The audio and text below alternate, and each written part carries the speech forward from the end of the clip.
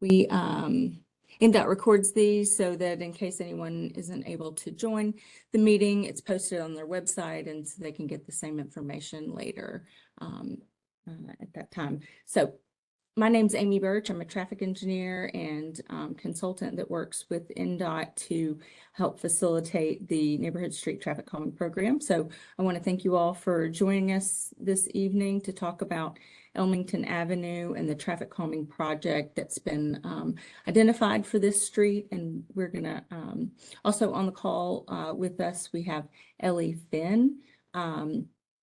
Another consultant member, and she's going to be helping me monitor the chat box. And if there's any questions that are put in there that I miss, she'll be sure to interrupt me and make sure those answers, you get those answers.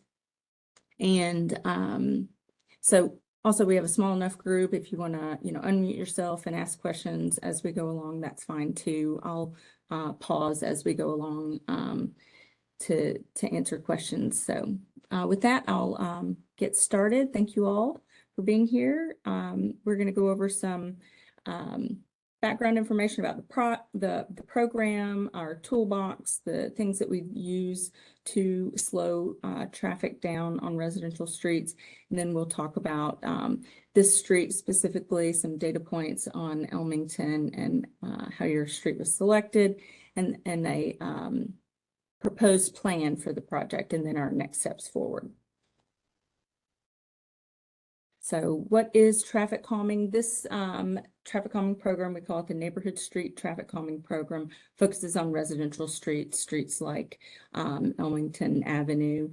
And what it is incorporating physical solutions that encourage slower speeds over the length of the street. And we're really targeting speed reduction and safety. So we often talk about the 3 E's of traffic calming, being education. We do that through these meetings, as well as other more public outreach about education and reasons to have traffic calming for safety. Then the enforcement is the job that the police department does, but we know that the police department can't possibly be on every residential street 24 hours a day, 7 days a week. So that's where the engineering comes in, and it's how we modify the street design to encourage better driving behavior and slower speeds. This graphic is showing the correlation between safety and vision zero and speed, vehicle speed, because this is kind of really our why. Why are we doing this on residential streets? It's because that the data shows that a pedestrian that's hit by a vehicle traveling 25 miles per hour, that pedestrian has an 89% chance of survival. And then as that speed goes up to 35 miles per hour, the chance of survival goes down to 68%. And then as the speed goes up to 45 miles per hour, that chance of pedestrian survival goes down to 35%. So we want to avoid that. We want to make these streets safer for all users on the road. And so there's that strong correlation between speed and survivability, but also as a driver is driving slower, they actually have a greater chance of avoiding the collision and the crash altogether because their cone of vision is wider. They have more time to react and slow down and just not avoid the crash. They're able to avoid the crash if they're going slower. So we really want to get vehicular speeds down to a reasonable range. Pretty much throughout Davidson County, the posted speed limit on residential streets is 25 miles per hour on local residential streets. So that's kind of our target here is shown. This is an application-based program. It's a very popular program with high demand. As of last summer, when we accepted applications, there were over 500 neighborhood streets that had asked for traffic calming on their street. And so with this selection, this street was part of the summer selection, but there were 85 neighborhood streets that were selected based on our criteria that we use for prioritization and selection. And this was a larger selection than this program typically does And that was because there was surplus budget that council identified and allocated to the traffic calming program. So we typically would have selected 25 neighborhood streets in that round. And because of that surplus budget from council, the NDOT selected 85 neighborhood streets. And this map on the right is showing in pinkish purple lines the streets that had applied for traffic calming, just to kind of give you an overview of where that demand is. So outside the traffic calming program, we always like to plug the Hub, which is a great tool. If you're not familiar with it, you should definitely check it out. It's hub.Nashville.gov. You can call 311 or download a app to your smartphone. But this is where you can make requests for maintenance issues, new signals, all sorts of things. You know, if you've got issues, your trash didn't get picked up, you can report that.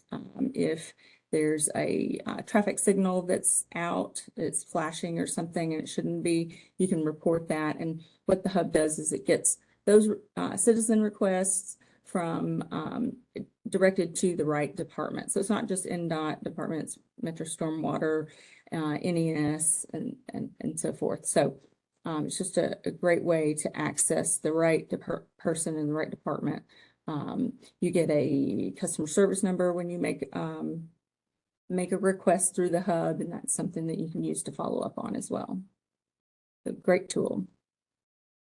So I talked about our huge demand for this program and a little bit about how we select based on prioritization. So how did we get from our 500 streets to our selection, 500 streets that had requested traffic calming to the selected streets? And we use a prioritization methodology that NDOT had developed, and it's based on 5 primary criteria. And those are vehicle speeds. We measure the speeds on the street. We measure the volume on the street, every street that's asked for traffic calming. And those, the speed is made up of 45% of the score, and we compare that to that sort of target 25 mile per hour speed. Then we also look at volume. That's the total daily volume on the street, and that's worth 25% of the score.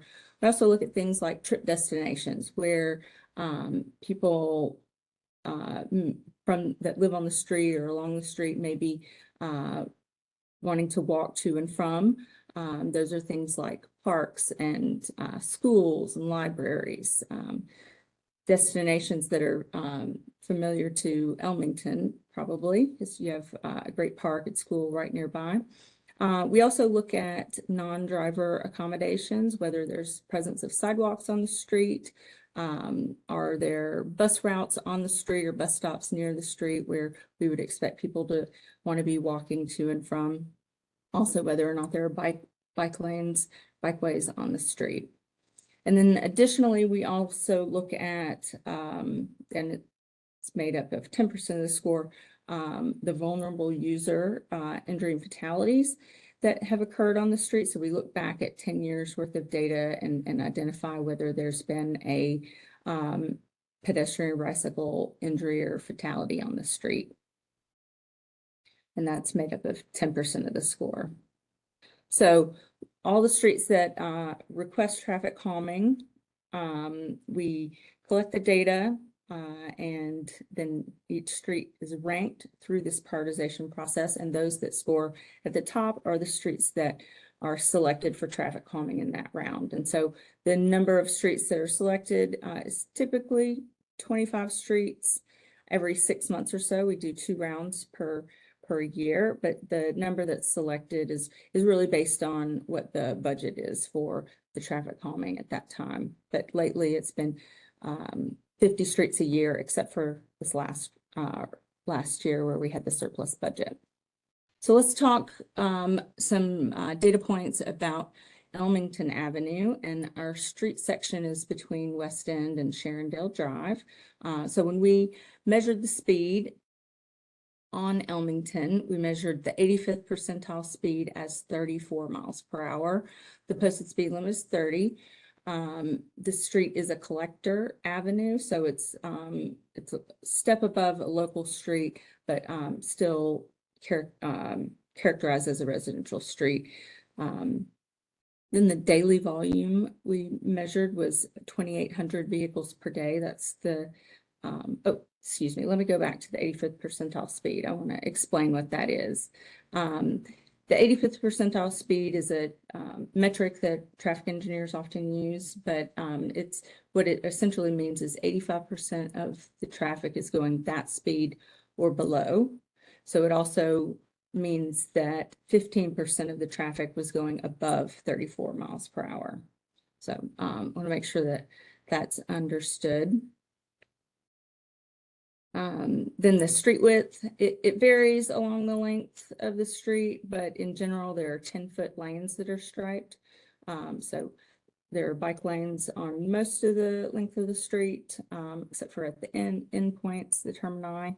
And there is a sidewalk on primarily on the west side of the street, but at the north end of the street, it switches over to the east side of the street. So there is sidewalk. So I'm going to show a map here of the limits of our street for Elmington. I've highlighted it. It's sort of in the middle there. This map may look a little colorful, but it is taken from NDOT's online tracker map, where we map all the streets that have applied for traffic calming, have been selected, what phase in the program and they are, whether it's, we're in the meeting and design phase, that's where we are with Elmington Avenue, or if the project is, waiting for construction or in the construction queue, those are associated with the color.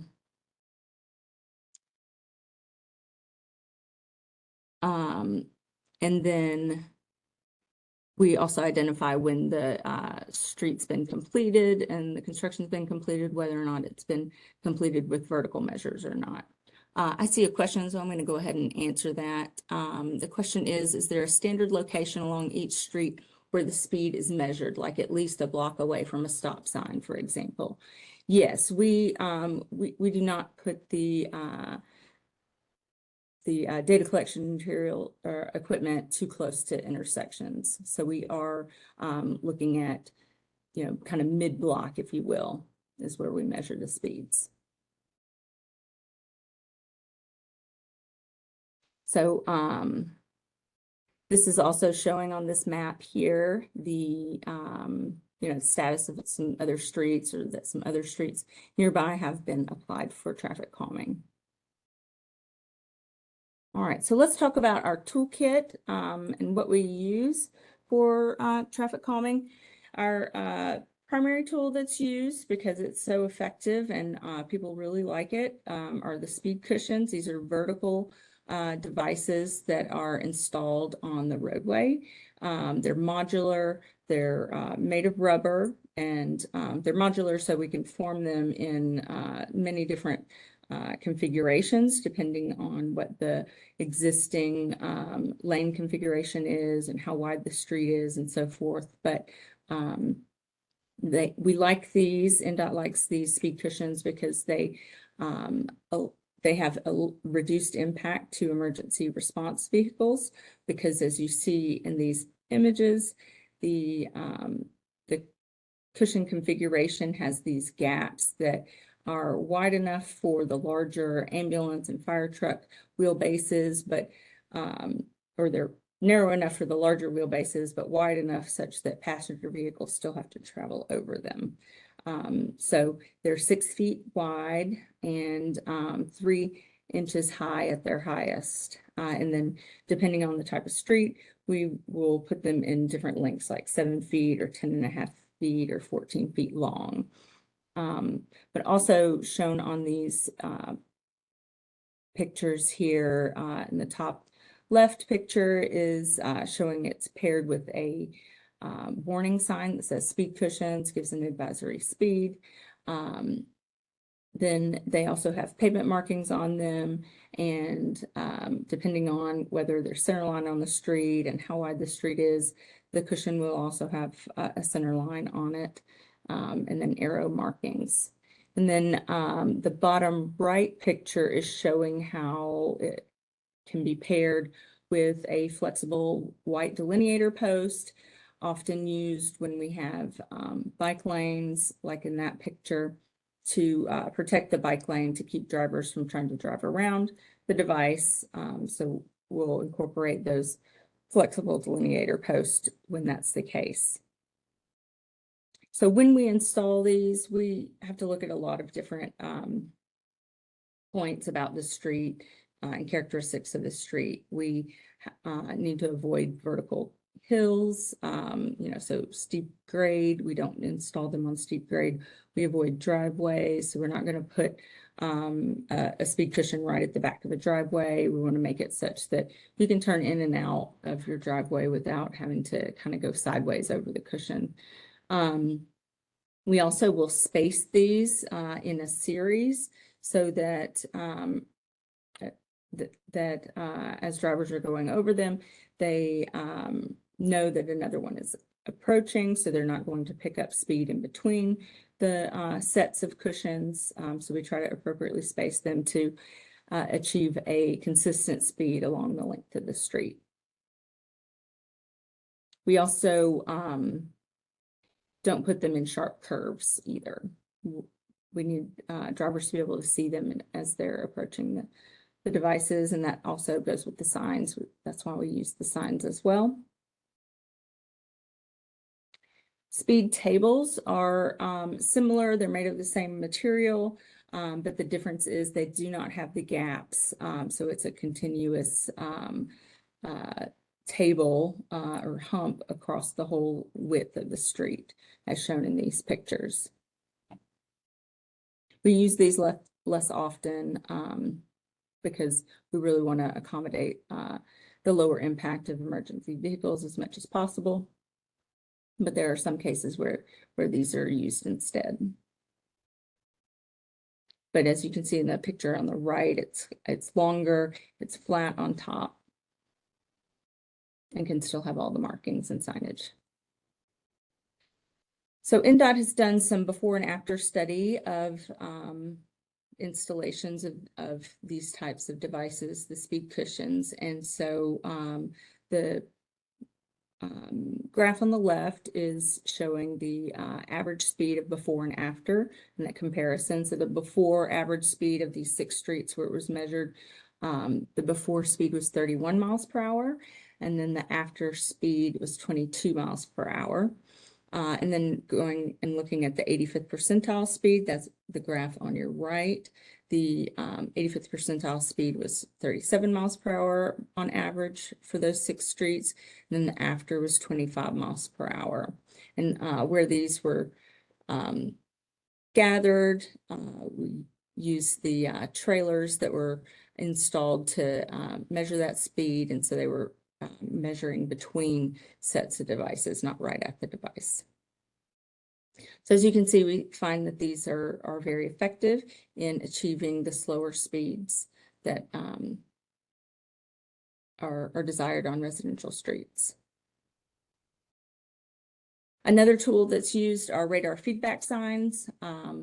We will use these on some streets that maybe don't qualify for vertical measures, or it's not desired to have vertical measures, but these are signs that are typically solar powered, and they show a vehicle's speed as you approach the sign. They're usually paired with the posted speed limit sign as seen in these 2 pictures. And it provides that constant data collection. We can quickly look and see how what the speeds are, what the prevailing speeds are on the street. So the before and after data that NDOT collected showed an average speed for this type of treatment of 6 miles per hour, and the average 85th percentile speed reduction of 7 miles per hour.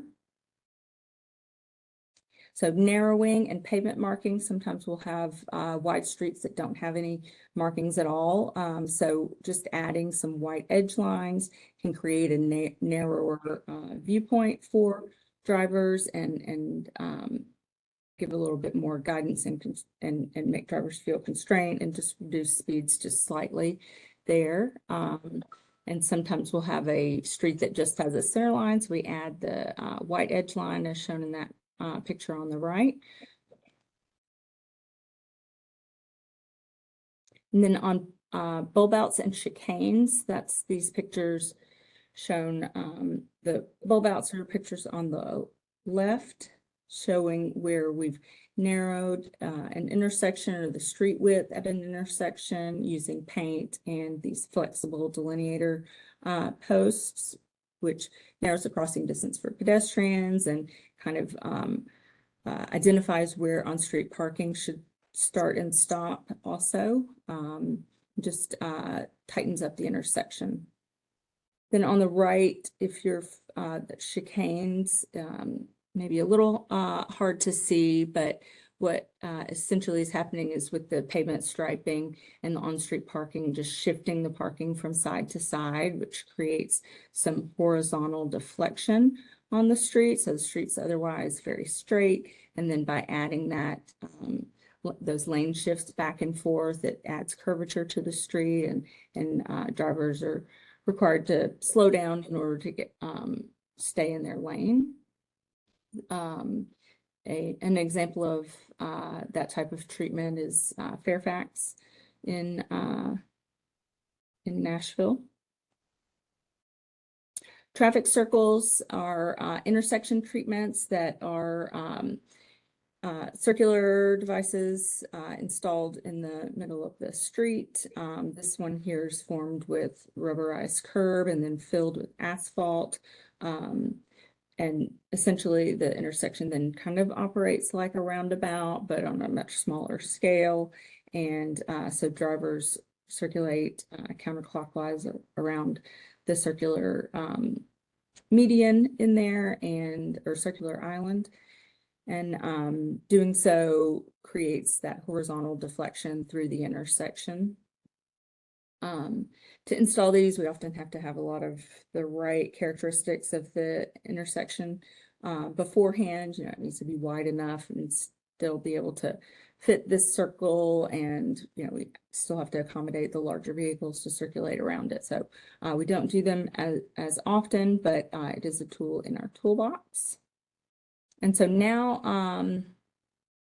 I can pause and see if there's any questions about any of these devices, or but next slide, I'm going to show our proposed concept for Elmington. We can come back to any of these if we want. And like I said in the beginning, if you have questions, you can unmute and ask or put them in the chat box, and we'll be monitoring and answering those. But just to orient you here, I'm showing an aerial view of Elmington between West End and Sharondale. So north is to the right of your screen. So West End is running up and down on the right side of the screen. And then Sharondale is kind of over here in the bottom left-hand corner of your screen. And that's the all-way stop there. We're also showing the all-way stop that's at Richardson. And I've labeled Elmington Park. So what we're proposing here are vertical measures paired with some radar feedback signs around the curve and hill that is next to the, I believe it's the Grove residential complex there. And so these are spaced 500 feet apart, roughly, the ones on the Sharondale end, the cushion sets. And so they would look similar to that picture on the top left. And because we have the bike lanes on Elmington, we would incorporate some protection for the bike lanes by using delineator posts just on the line in advance of the cushion or right at the cushion location to keep drivers from trying to circumvent the cushion.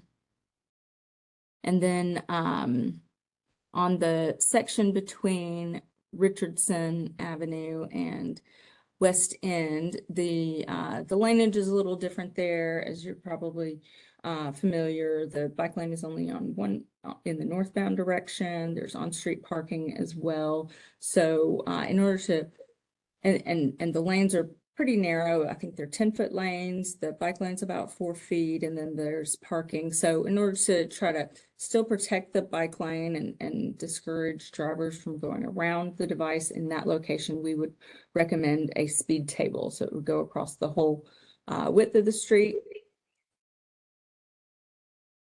And I think that's all I have about that. I see some questions. Let me.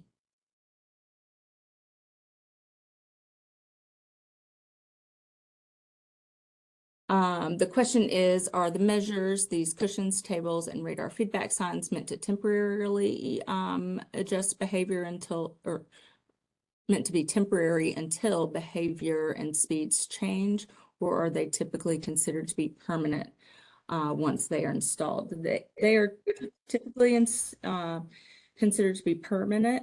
We're not necessarily going back and taking them out, and because I think we would expect the behaviors to probably return. So that's our way of changing behaviors on the street.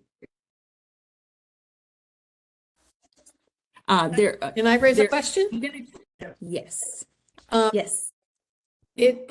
According to your data, it looked like 80% of the speed that you measured was at 34 miles an hour or below. And 30 miles an hour is the speed limit. So, you know, what we're looking for is a 4 mile per hour reduction. All of these traffic calming measures to me look like a whole lot of overkill for 4 miles. For 4 miles an hour. I'm talking on this. You're talking to me. My husband thought I was talking to him. You bet. So I happen to live at the stop sign at the corner of Richardson and Elmington. Mm-hmm. And there is a lot of cars parked on that northern end of Elmington, usually people using the park twice a day during schools. So in my mind, there's already kind of a lot going on the street. And so to add traffic calming devices on top of that, especially at that northern end, just seems like kind of overkill. And especially when your data says you're only looking for, people on the average are only going 4 miles an hour over the 30 mile an hour speed limit. And that section between the stop sign and West End is what, 0.2 of a mile? So it's kind of hardly enough of a street to build up a lot of speed before you come to the stop sign. Now, we lived here before the stop sign was installed, which was probably 30 something years ago. And then there was a lot more speed, but since that stop sign has been put in, that's, reduced it pretty dramatically. Mm-hmm. I'd like to say something. I don't know if you can hear me because I'm a late comer. Can you hear me? Okay. Thanks. Yes, I didn't know how to do your software. Forgive me. So, hi, Corinne. I'm your neighbor, Kay. I live on Gillespie, so I'm also up that. But I have to, because far enough, I see the car in and they gun it down to your stop sign. So what we see up here is in fact a real problem, especially trucks. But also we have people trying to cross the park right there because people are walking around the park for their exercise and there's supposed to be a crosswalk there, but this is where right in front of my house is where people are crossing over and it's very dangerous. So, and forgive me, Amy, since I came in late, I don't know what the T thing stands for. You said a table. I see a picture up here of cushions, but what does the table look like? I'm sorry, I didn't. No problem. Here it is. Can you see? Okay. So the difference is it goes all the way along the width of the street instead of having the gaps that better accommodate emergency vehicles. So that's why we just wanted to use it in this one location. And then could you go back to the photo to show me where you were planning exactly on putting it? on Elmington? Yes. Okay. Yep, made it. So it's kind of midway between Yeah, see uh, that. West End and Richardson. Yeah. I mean, I don't know If what you- the answers are, but there's a lot of speeding. It's really bad up at my end. I can't speak. And then I think they stop at the stop sign, obviously. So maybe they're already slowing down. I don't know. Well, if there's a lot of speeding up at your end, Kay, they're coming, I mean, they've made a turn or they're coming off of Yes. West End. Yes. So I- they've got to slow yeah. down to make the turn. So I don't understand how there can be a lot of speeding up there. I can just tell you that's how it feels. When we're trying to cross, we have to be so careful because they literally are turning, and usually it's an intersection where turning has to go super quick. You've done it yourself. So when they see an opening, boom, they're going. And so then if you've already started to cross into the park and there's nothing stopping them until your stop sign, that's just my observation. So I personally am excited about this, but that's just me. On Elmington and Gillespie, that's where I live. Yeah, Yeah. that Hey, This is this is is- Martin Strobel, and I live probably right where that table will go. And I think it's needed because when people come from the Richardson stop sign, I mean, they're gunning it. I mean, That and too. Yeah, that I'm not, too. I'm not worried about the 4 mile per hour decrease. I'm worried about the 15% of traffic that's exceeding that, Yes. you know, that's coming down at 50 or 60. And if there's something that I can don't slow think people those, can get going 50 or 60 miles an hour down there. yeah, good luck. I've seen it. Yeah. They don't stop. They come off West End going 20, 30, gun it. Yeah. They, you know, think they've got a good flat area coming from that stop sign. Those Teslas are gunning it. I mean, it's crazy how fast people get going there. So I'm all for This is it. I mean, got little kids trying to cross, Yeah. go to the school, got older Yeah. people trying to You walk got, back and yeah, you forth. got baby strollers, mothers with their kids, dogs, everything, trying to get over to the park or come back over on our side, to do that one strip going around the Mhm. park. Yeah, and there's Oh, no Hey, this crosswalk is- there. this is yeah, that's true. This is Tom Cash. I'm a little surprised that it is 30. And I guess a little surprised that it's not, that the speed limit's not like 25 there. Great. Yeah. Amy, is that something you kind of noticed? And do you think that's, you know, we lowered a lot of streets and all across the city last term, we lowered them 5 miles an hour from where they were. I don't Mhm. know if we lowered Elmington from 35 to 30, but Amy, do you know if I don't think that's so.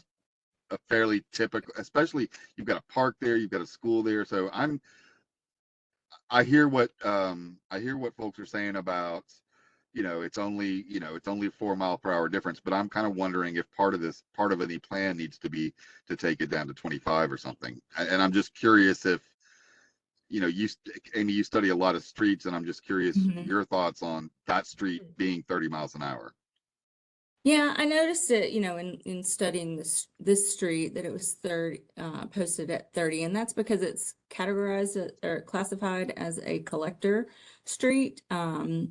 You know, and those can take many shapes and characteristics as far as what they look like and what the land uses along them are. But I agree with you that when I first saw it, I was kind of surprised that it was 30, but you know, it does provide some connectivity in the neighborhood, and that is probably why. I'm not saying that it's not something you or others could pursue, getting a reduction. That's you know, something we I- could discuss, council member, but I- I think Yeah, it I was more. understand that any official reduction would have to go through the Traffic and Parking Commission. However, is that in the, you know, you developing plan something that you don't dictate, obviously, but could recommend, or, and I'm not saying I'm asking you to recommend it, but after studying it, you know, saying that I'm just kind of wanting some data to Yeah. show me if asking for that reduction is reasonable. Um, it It's reasonable to ask for it. You know, when we developed this plan, we didn't necessarily not put, because as you can see, we have vertical measures. And we are limited to put vertical measures on streets that have speed limits above 35 or 35 or above. So it did not change the design that we laid out as far as adding the vertical measures. We kept that in there. So, but it, Did you find that, on the, I'm assuming that like on the farther side from West End, since there are fewer stop signs in there, did you find that, is that west? No, that would be east. yeah, East sorry, it's east of, oriented. yeah. Yeah. As you get close in that stretch from To Sharondale, Richardson yes. to Sharondale, do you find that the speeds got higher than they did between West End and Richardson? We really only measure in one location, so I can't tell you if it's higher or lower on either side. Okay. Can we ask you what location you measured? If I heard you right, what you just said, you measured just one, you put a strip across it or something? Right, we did. Where was that? And we did it in April of 22, I believe, is when the street was applied for, and I apologize, I cannot tell you where it was. It might make a difference. Yeah. I'll tell you, I have been tempted to buy on eBay a 25-mile-an-hour stop or speed limit and put it over the 30 because it's so bad. But another question to follow up was, wouldn't this full speed bump thing, wouldn't that virtually make them go slower then or not? Mhm. Isn't that the Yes. idea? Yes, that Yeah. is the idea. They're designed for around 20 miles per hour to traverse them. Okay. And so we know that there will be some slowing down as you traverse them and then a little bit of speed pickup, but we space them typically such that there's another one coming, so vehicles don't pick up their speed as much as they would if they know there's not another device to go over. You know, so we're trying to space them away from stop signs, but distance between stop signs and devices to get a consistent speed. So drivers aren't tempted to just go over one, and then if there's not another one on the street, then they're just going to drive the way they did before. They're going to pick that speed back up. So that's why they're in a series like this. And Kay, you may have missed the earlier Sorry. discussion about, no, it's no big deal, about the reason we have the radar feedback signs there is that's an area that's has some both horizontal curvature, curve in the road, and also some grade, some hill. And so we can't install the devices on those in those kind of characteristics. So we incorporated one as you sort of go downhill, and then one going uphill and around the inside of the curve, going northbound. Okay. I Just- mean, I'm sorry, go ahead, Tom. No, go ahead, finish up. Oh, no, Craig, go ahead. You might be asking. Well, it's probably going off on a different tangent, just that section around the park between West End and Richardson. As you come off of West End, there's a fairly wide shoulder of paved area. As you get closer to Richardson, the cars that park there because they're using the park or the courts tend to be over the white line into the street. I don't see why 30's the speed limit there when it seems a heck of a lot more residential, and 30 just encourages the cut through traffic.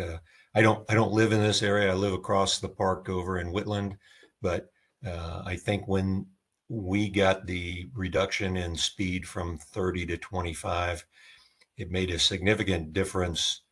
Didn't stop everything. We still got people blowing through the stop signs and trying to accelerate as they think by paralleling West End, they can save a few seconds. But I just it seems like 30 is a little high with that many people getting in and out of the cars right up against the traffic.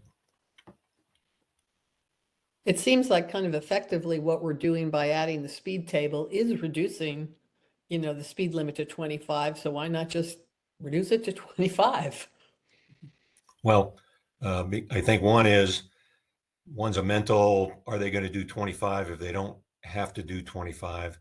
The tables somewhat force them to do 25 or risk some either uncomfortable ride or damage to their vehicle.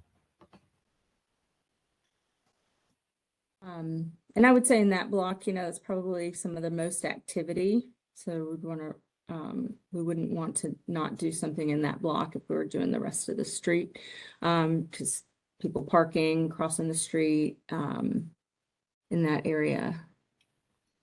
For the people who aren't aware of this, who are interested, there is a huge factor of people going around the park for exercise with scooters and babies and animals and all this. But when they get to our side, when they get to Elmington, instead of obviously they're cutting through the park and then going up the sidewalk and cutting through the school. But when they get to our side, because there's no sidewalk on the park side, they cross over at Richardson. This is just their habit. It's mine too, because I do this myself.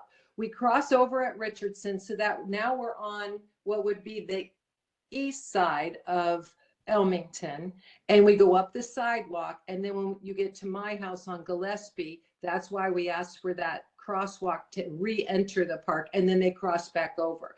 So you've got people just doing that loop, sometimes 5 loops in one session for their exercise. And that's why this section, in my opinion, is very dangerous. Are there any other questions about this proposed plan? So I can move on to our next steps. I'm sorry, I have to ask one more question, and that is these things that are sticking up on the ground that you said keep the cars from going. What do you call those things? We call them flexible delineator posts. Okay. I'm not a fan of those. I don't know, because I'm a cyclist too. And every time they put something there for the cyclist, sometimes it's really not a good idea in my opinion, because we lose our ability to maneuver. So is this what you typically do? And this is what we can expect?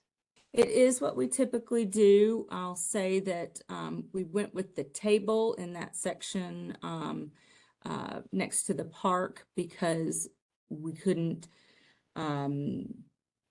imagine a cyclist. We don't think it's a better. We think it's a better situation than using these flex posts on that bike lane because it's pretty narrow. It's about 4 feet wide and it's next to parking. So if we put another vertical something for a cyclist to squeeze through, we didn't want to do that. So instead, we decided the table would be better, and the cyclist would, traverse over it just like a vehicle and stay in their lane. But on the sections to the south near Sharondale, because there would be a gap between the curb, because we wouldn't put the cushion over the bike lane because of how the configuration lays out and the width, we would just put one flex post as you approach or right at the cushion or as you approach the cushion to keep drivers from driving around them. Okay. I'm just going to give my opinion. I would not like that. I cycle this all the time. And when you're going down that curve, you're going down a hill, you're going super fast. And for me, I'm older too, but whenever I see something in front of me, I go out in the street. Like I won't stay in that bike lane because the speed is really high there when you're cycling. And the last thing you want is sometimes there's debris in the bike lane. There's all kinds of crap in the street. So for me, that's worthless. I would rather not have that, but that's my vote. Information. I will add to that a lot of bicyclists don't love the delineators, the bollards, but they do like a physical barrier to keep them safe. They don't. So I would say most bicyclists I hear from do want some sort of physical barrier in between cars and car lane and bike lane. Wouldn't you, Amy, do you hear that's what I'm Yeah. saying is accurate? Yes, yes. That is what NDOT hears and tries to promote is some kind of physical barrier. This particular street, it's narrow. The bike lane is I think about 5 feet and next to the travel lane. So there's not that buffer that creates as much of a physical barrier as we would like, but we just want to keep drivers from trying to, circumvent the cushion and go around. So we're only talking about like 1 at each cushion. Yeah, Not 3. talking about along the length of the street or 3 or anything. It's just 1 on each side. That's 3 cushions, right? 3 cushions, correct. Yeah. All right, we can come back and talk more about this, but to get you all back to your evening, I'll move on to our kind of program overview, just to tell you where we are in this process and what to expect next. So we're just showing this bubble diagram of our typical process. It starts with an application. As I mentioned before, NDOT selects 2 cycles per year. So we have 2 application cycles per year where residents can apply for traffic calming. And then from there, we take all the list of streets that have applied, including those that have previously applied and not been selected. And we do data collection for streets that we need data for and run it through our prioritization process that I talked about. Then we will have our neighborhood meeting and schedule that with the neighborhood and council members. We advertise those with the postcards that hopefully you received for those that live along the street that's affected by the traffic calming project.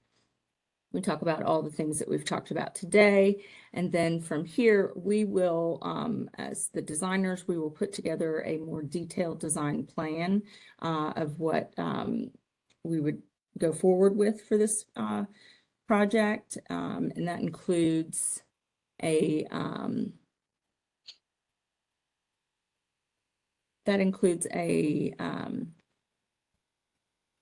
let's see, sorry, something popped up on my screen. So from here, it includes like all the details about, how far the cushions are from a specific driveway. So you can kind of see where they lay in the road and what that configuration is and dimensioning and so forth, where the signs go and all of that. So that's on that design plan. From there, if we need to have a second neighborhood meeting, we can. But if during this meeting or any of our streets first meetings, if we're happy with the plan, with any tweaks that we need to discuss here, then we could go forward and from the design go straight into the online ballot phase of the project.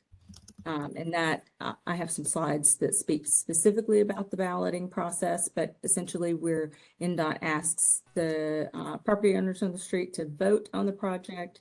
And if 66% of the vote is favorable, then the project will move forward and move it to the construction phasing, where NDOT will order materials and then install the devices. Karen, are you asking to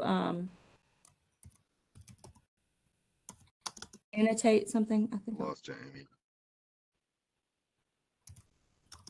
Am I back? Yes. Okay. There we go. So that is the way, the flow of the program. And so we're doing the meeting, and from here we will go into the detailed design plan. So that said, I would talk about the balloting. I want to give some details about that. So NDOT does an online ballot where we send mailers that have unique IDs on the postcard to the property owners that are eligible to vote on the project. And then the voting is a 6-week window, 6-week period, so the closing date is on the top of that mailer in the right-hand corner.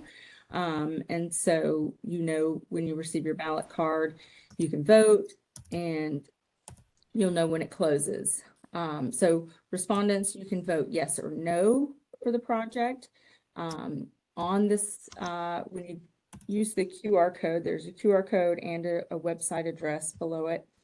You can use that QR code to go and do the online vote. At the top of that form page, there's a link so you can view the actual design plans. They'll be posted online as well. So anyone that maybe isn't familiar with the project, but they get their postcard, they'll be able to see what they're voting on. And so, like I said, you can vote yes or no. And if 66% of the respondents to the vote yes, then the project will move forward into the balloting. So on this postcard, there's also a phone number to NDOT. So if there's anyone that receives it and they're unable to vote online for any reason, they can get some assistance there. We have unique IDs so that we don't have duplicate votes and so forth. And there's information about the project. So then you might be interested in the ballot zone, who's eligible to vote, showing in a map here, but it's residential properties, churches, and schools. They get one vote. And it's only the properties that are abutting the right-of-way that are eligible. And so those postcards go to the property owner's address.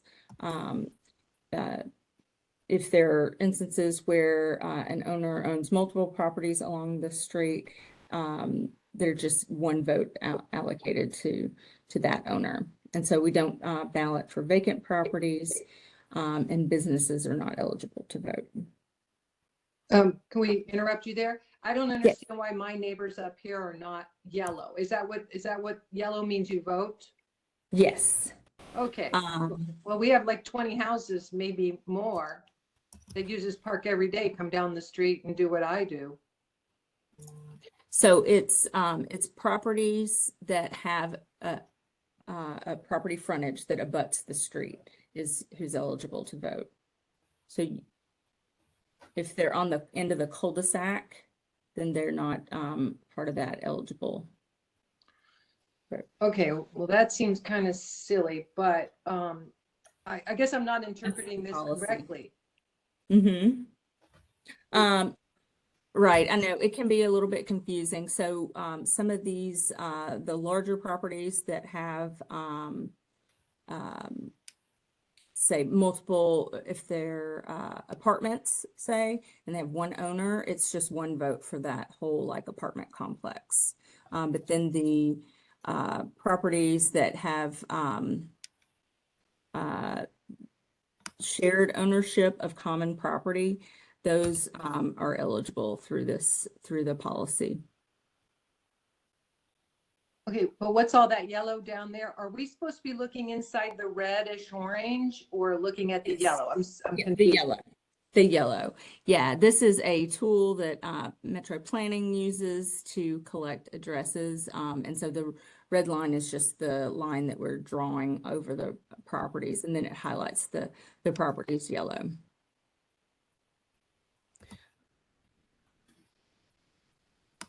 I mean, I don't understand this drawing. Richardson is there. I don't understand what all this thick yellow is down here, but I'm sorry. Those are those apartments. Oh, those like are all the Grove, apartments in there? the Grove and right, Okay. because those exactly. Okay, so those are so all I think that- voting? Everybody that lives there is voting?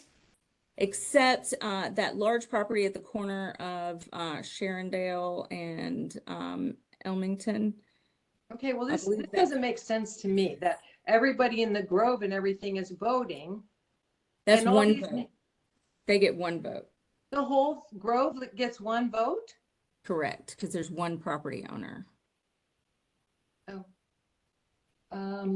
I guess there's rules for doing this, but it would seem to me you would bring in all these little houses up here that live by me, but. Yeah, no. you know, I can, we have lots of different street or residential components that are made up of streets. And so this policy is developed such that we can apply it to all different types of streets the same way and do it the same way. So I understand it may look and seem a little funny, but Well, how many, working there's pretty some, well. I'm sorry, Tom. there's some what were you folks, I was going to say that there's some folks on the other end of what you're saying, in that NDOT should just find streets that are unsafe and just put them down and make the changes without asking property owners at all. And I think this is kind of somewhere in the middle of that the you know, if the cushions are going in front of some of these property owners' homes, that they get a say. And you know, there are some publicly, like for example, this is a different situation, but for example, there are some streets that get residential permit parking on their street, and they have to, we have to get like 70% of signatures for that. And for that policy, we ask residents. It's not about property owners, it's about residents. But this is kind of making a physical change to the fronted, you know, to the front area of not the property, but areas that front these property owners' homes. And I'm not saying that that's the perfect rationale, but that is kind of the rationale. I think that there was some legal opinion that it needs to be property owners on the streets rather than residents. And I think that's why we don't confuse it or make it more difficult by pulling in people in the neighborhood that it will affect, but who don't have properties that front Yeah. the place that's being changed. Except And I'm not saying that I'm not making the argument as much as explaining what I've heard in the past. Oh, I appreciate that. I hear you loud and clear. But now just to interpret this a little bit further, as you go down Elmington to Sharondale, isn't that the rear of those houses, not the front? It Right. is. That's correct. And that's also a little bit I mean, they have changing the big, policy. they have big, not gates. Yeah. They have, you know, brick and everything. They never walk out there. You can't even walk out there. So that's a little bizarre that they are supposed to vote on something that's not affecting them at all. Right? Right. It's that we're trying to apply the policy the same way to all streets, and this is how it's done. Whatever any property that has frontage on the street or abuts the street. I'm gonna say it's not frontage. Yeah, sorry, abuts the street, that they're eligible to vote. Well, if that's the case, you may want to detune the safety piece, because if it doesn't matter whether your home's fronted on the road or not, if your only way out of your neighborhood is to get on that road and people are blowing through there at speed, the safety issue is still there, whether you have the pretty view out your front door or you have to come out of your neighborhood and get on that street. So, you know, you got to be careful how you present this, because if I'm living in that neighborhood and I've got to get out and I've got to compete with cars that aren't driving 25 miles an hour, or in this case 30, it's a safety issue. Amy, can you tell us how many people that is? I mean, how many that is represented there? How many votes are there? Off the top of my head, I don't know, but I will, I have your email, Kay, and I can share sure. the information. Hey, Amy, before you wrap up, I think there was another question in the chat. Thank you. Just want to make sure that gets addressed as well. And I think it has to do with voting. So it seems like a good time. Yes. Great. Who manages the voting? NDOT does. It's a form that's hosted on NDOT's website, and that it is reviewed after it's closed. After the vote is closed, NDOT reviews it and the results are posted online. Not individual results or anything like that, but just the percent that voted in favor and against the project is posted on the website. So that is handled through NDOT. So there's, a process of making sure there's not duplicate votes and so forth, and that the votes are valid votes. And that's really why we use that unique ID as well. And you kind of alluded to this, but we made a policy change, a couple of years ago that people who were, we were getting into a few situations where there were like property owners who didn't live there and they just kind of didn't really care one way or the other, so they neglected to vote. And so the formula is based on people who vote, and people who don't vote are not counted as a no, or not counted at all. That's correct. A couple of years ago, it was actually a petition format for voting, and it was 70% of all the property owners on the street had to vote in favor. And it was very hard for streets to achieve that.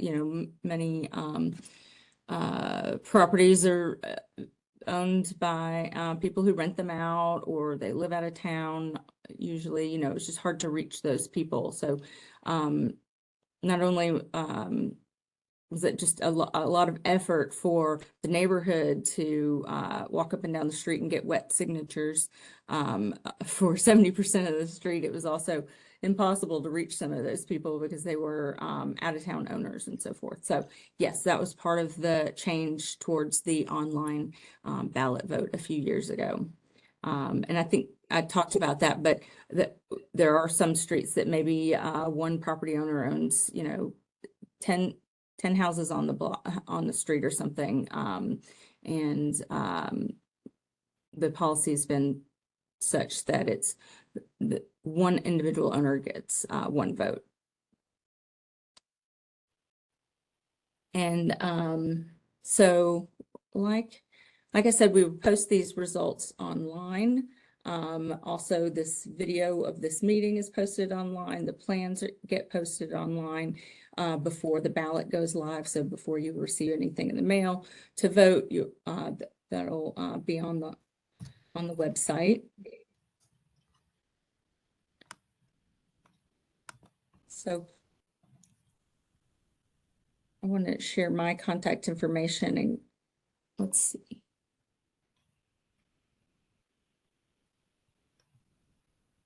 I'm just checking the chat box real quick to make sure there's no others.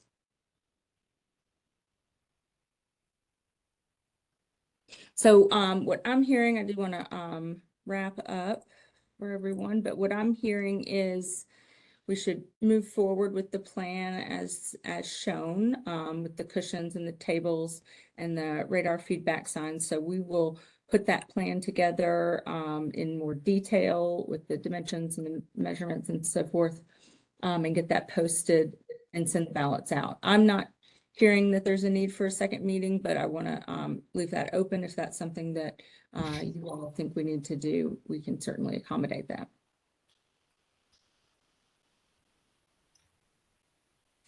I'm not hearing anything else there. This QR code I'm showing here is TrafficCalming.Nashville.gov. That's where NDOT puts the ballot results and the plans and so forth. And our toolbox information is there as well. I have a quick question, Amy, if you know. I've talked to a few people in NDOT, and I know you've worked on a number of projects like this, and we're kind of behind on installing them.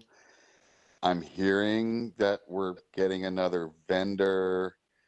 I'm assuming that's like you're helping with I mean, I don't know exactly the extent of your role other than you host the meetings and doing the engineering research and that, which is a vital part of it. But it's different vendors that are actually doing the installation. Is that correct? Right. Yes. The contractor is doing the installation, correct? And you're And- hearing, same as me. And so and I just want to, I'm hearing we're getting another contractor. Are you hearing that other contractor means we might be able to pick up the pace a little bit? I can say, that I believe we've been picking up or NDOT and their contractor has been picking up the pace quite a bit lately, already, and has, had, another contractor helping, and I'm not sure about the whole contracting part of the, details, but yes, I think the goal is to pick up, some of the backlog and, get these rolled out faster, but we still try to be, as transparent as possible, as far as, we know how long these take, and right now, from the time we have our meeting to it getting installed is about a year, to get it installed. But, as you, said, Councilman Cash and NDOT is working hard to kind of, shorten that time span, and there's different things that we're doing to do that. One is we used to have 2 meetings for every project, and now we're kind of, having this discussion. If you don't think we need another meeting, we can move that forward. So that was one way to kind of move these faster along, as well as this contracting piece, a contractor, getting that, lined up, because this is a, huge program, and, we want to make sure that, they get done in a reasonable amount of time. So, I'm also hearing and I'm seeing a lot, has been installed in the last couple of months, Good, where we good, had a dead good. period. Good deal. Thank you. Mm-hmm. Amy, could you go Yes. back to that diagram that showed you the different meetings? And then basically, I want to know what the next step was again, just a final Absolutely. review to make sure I understand what's happening next, because my neighbors are going to ask me. You bet. So right now we had our meeting.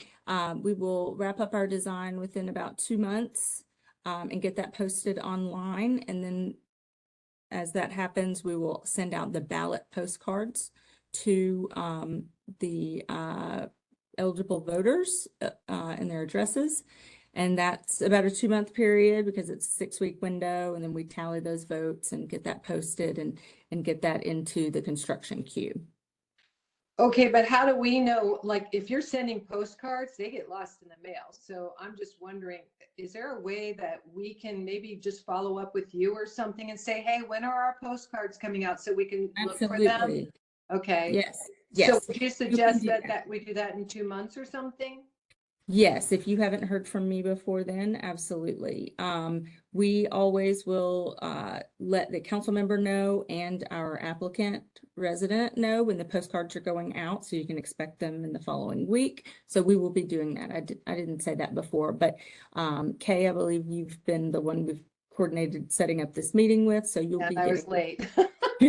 that, I no was problem. sitting here, I had no idea. I thought you were going to send me a link. I'm so sorry. I was, thanks to Tom. He sent me something and I got on. So thank you, Tom. So great. Okay. We'll send that, to both, you all, council members, and to you. And we can Great. let you, because we want everyone to vote. Of We want, course. Of course. and, like I said, on the postcard, there is a, phone number for NDOT. So, if you're talking to your neighbors and they haven't gotten theirs, or Yeah. they think they threw it away or something, you can reach out to us and we can help guide them through that. Okay. And you're going to follow up by sending me how many owners are getting postcards? If I for will. this, yeah. Thank you. I will. Appreciate it. Okay, so I think we will not have another meeting. I didn't hear anyone say that we needed to, so we'll just move this along. Thank you. I don't see any more questions, so we'll wrap up. And I appreciate everyone's time and participating and giving us your feedback. Thank you. Thank you. I don't know how to get out of here now. Do you just say goodbye or something? Thank you so much. It's my second Zoom meeting. I have no idea.